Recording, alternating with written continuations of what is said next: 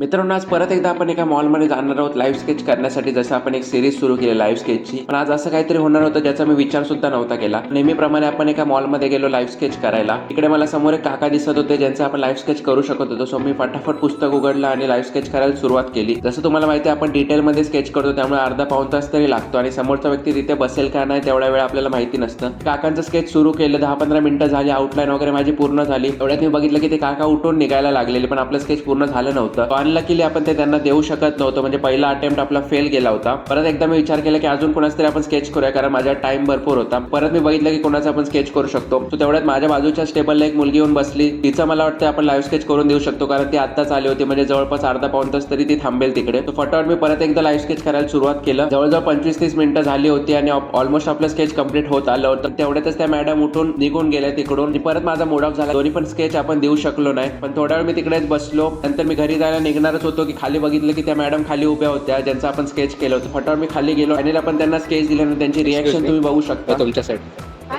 Sketch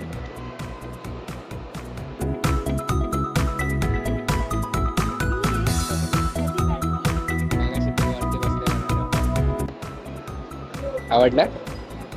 so finally आपण जे sketch केलं होतं ते त्यांना आपण दिलेलं आहे. त्यांची रिॲक्शन तुम्ही बघितलीच. तुम्हाला रिॲक्शन आवडली असेल तर नक्कीच कमेंट करा. आणि बऱ्याच जणांना असं वाटत होतं की लाईव्ह स्केच इझी असतं वगैरे, तर तसं तुम्ही बघितलंच की पुढचा व्यक्ती बसेल का नाही तिकडे, आपलं स्केच पूर्ण होईल का नाही त्याची गॅरंटी नसते. तरी पण मी ट्राय करतो की जेवढं पूर्ण करता येईल तेवढं करायचं आणि त्या समोरच्या व्यक्तीला आनंदी करायचं. तुम्हाला ही आयडिया आवडली असेल लाईव्ह स्केचची, आपला व्हिडिओ आवडला असेल तर लाईक नक्कीच करा. तुमच्या एक लाईक केल्याने मला बरंच मोटिवेशन मिळू शकतं. सो लवकरात लवकर लाईक करायला विसरू नका आणि चॅनलवरती नवीन असेल तर सबस्क्राईब करा, कारण सबस्क्रायबरचं सुद्धा आपण लाईव्ह स्केच करत असतो. सो सबस्क्राईब करायला विसरू नका आणि इन्स्टावरती जाऊन फॉलो करायला विसरू नका. चला, आजचा व्हिडिओ इथेच एंड करूया. भेटूया उद्याच्या व्हिडिओमध्ये परत एकदा लाईव्ह स्केच घेऊन.